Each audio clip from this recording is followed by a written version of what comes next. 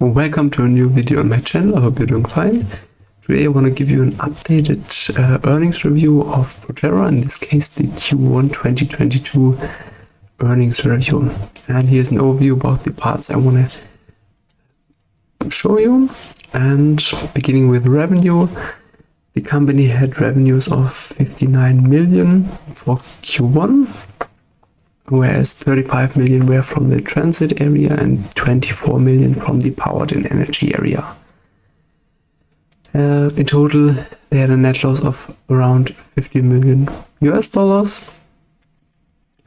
And here you can see again the overview of the different areas and their development over time. As you can see over here in Q1, they had 40 transit buses delivered and 287 battery systems delivered in this quarter. They installed around 3.3 megawatt of charging infrastructure. And then the other parts are the breakdown of the revenue per segment and also the total revenue. And as you can see over here, the battery system are increasing pretty nicely, and also there's been significant growth beginning in Q3 2021. See, almost double the amount of battery delivered in Q3, or from Q3 to Q4 and from Q4 to Q1. However, on the flip side, you can see that the transit buses delivered are low. They only delivered 40 transit buses in this quarter, and I will give you a reason why in a few seconds. Something also which I think is very important to keep in mind is the cash and cash equivalent which they have at hand. And right now they have around 600 million of cash and cash equivalent at hand. So this is a decrease of 62 million in comparison to the end of 2021. However, it's still enough for around 11 quarters. So this should be enough, at least on the actual calculations or projections, until they will be at least free cash flow positive. So what did they say about the guidance? They were able to maintain the guidance for the revenue ranging between 300 million and 325 million. And with the 23 million of revenue from the powered and energy segment, they're almost on track for the projected 100 million revenue in this segment. So I think they should be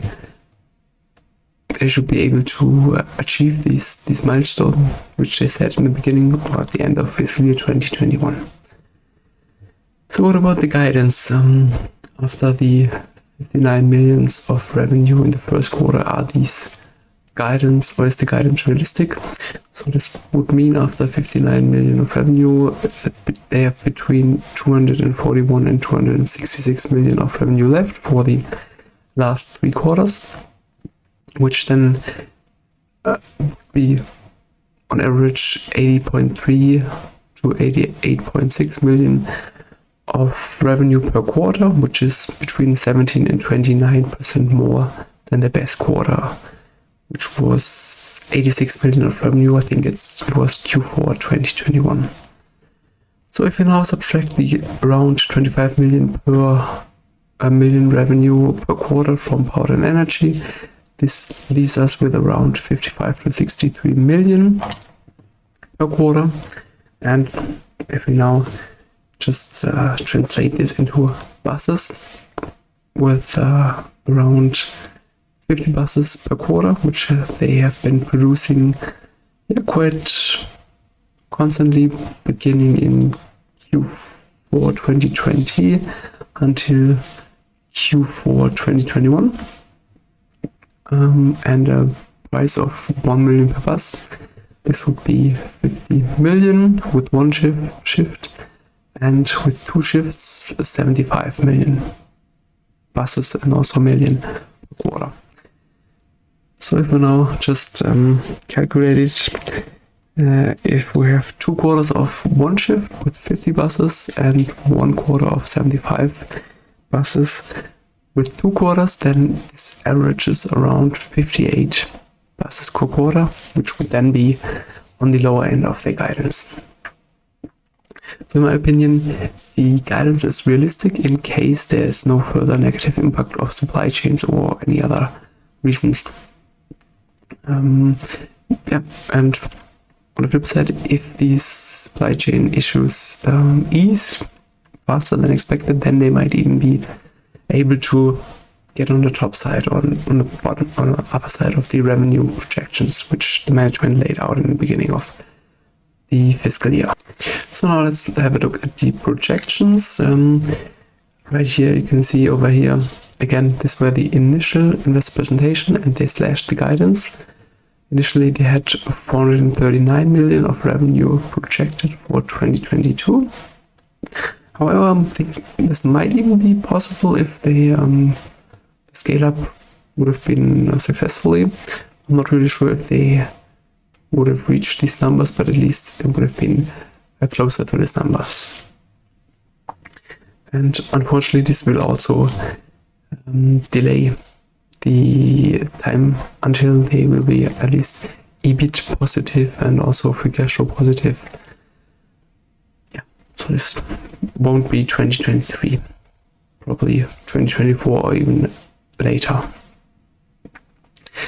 So something I looked into in the last earnings call was the backlog, and in the last earnings call they also said that the demand is available, however the scaling is tough right now, and I couldn't get any updated information about the backlog, which has been around 1.3 billion by the end of 2021, and I think it won't be less or not significantly less. However, I'm not really aware of any new bigger contracts.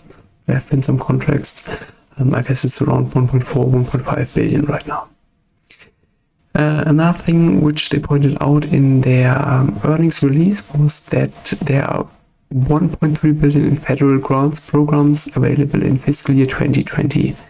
So even if we slip into a recession, these funds are already planned for, and therefore they will be available in this year. So this is a positive sign, and in my opinion there won't be a negative impact from a recession for these companies directly. And the reason for the general slower revenue increase is, on the one hand side, the supply chain. As you can see over here, they couldn't allow efficient scale up to the 2 shifts for buses. And in the highlighted yellow on the slide, the information from the fiscal year 2021 earnings calls. Please keep this in mind. And so the shortages were by then wiring harness connectors, metal fabrication and other parts. And now they said for the transit segment, they had a shortage of wiring harnesses, motors as well, and power connectors, as well as other electronic components. So the issues have been increasing, in my opinion. They also, however, stated that the production output has been steadily inclining, the worst month being January, and I think it's later on in March the production has improved significantly to normalized levels. So the part with the expansion, also the supply chain, had different slides. They gave update on the status of the new battery factory in Korea, which is expected to be finished by Q4 2022. And when this is finished, they have more than 3x the actual capacities right now, so this will give them a huge boost in general. The management said that there has been progress made and they remain on target to start production at the site in late 2022. So this is definitely a good sign, even though the supply chain issues, they're still on track. So this is definitely the next big step for the company. Sorry. So what about the expansion in different shifts? So they gave an update about their plan, and they said that they will be adding the second shift when the parts shortages ease, so that they can efficiently add a new shift. And these other infos are as well from the earnings calls 2021, since they have the production capability available and also the quality management available. So they can just switch if the shortages are easing. On the supply chain side, they had different initiatives to ease the supply chain issues. The one would be the dual sourcing for multiple components, which they established. They also established new relationships with suppliers and also helped some suppliers by working together to increase their capacities. And lastly, they also built safety stock of key raw materials for the production. So, and this resulted also in the largest shipment of wiring harnessing in April 2022 for this year. So this is a positive sign in my opinion. And the company also stated that the production significantly improved for the transit segment from January to March, and it should be March and not March, to more normalized levels. So this is a positive sign in general. And then lastly, also something to keep an eye on is the inflation. How can they give the increased prices to the customers? And maybe this would also be a negative sign, since they might have to reprice the backlog, and it's not always going to work. And if not, they will have to reduce their margins on these already priced backlogs. So what are my points to consider for the future? On the one hand side, I think the most important thing is the supply chain side. So part shortages, as long as they can't produce with full capacity, it's not really they won't be going to scale up.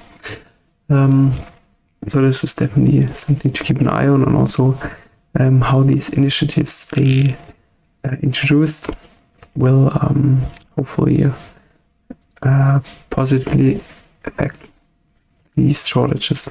However, this is something to be seen. And also the scale up, which directly is linked to the supply chain issues, with the addition of new shifts, which would increase the output drastically, and also their new factory in Greer, which then will be helping in 2023. The development of cash, as we looked in before, there's right now, in my opinion, sufficient cash available and no dilution necessary until now. However, this might change in the future. And the inflation, as I mentioned before, the impact on margins, and I think we can also see it in the in this year, because, and now I'm jumping back just a few slides, or maybe I go back to this slide over here.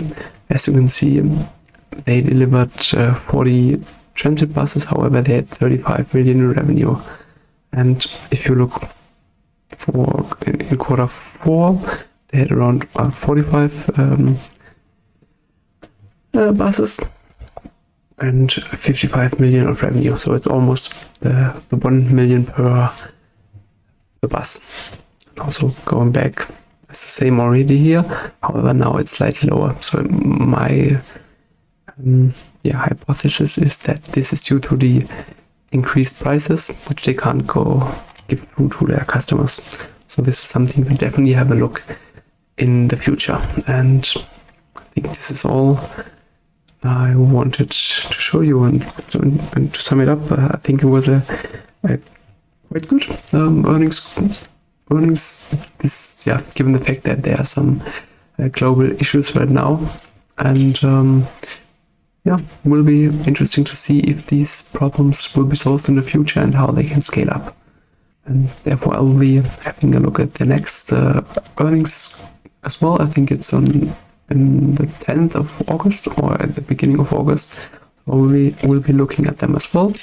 And until next time, have a good day. Bye bye.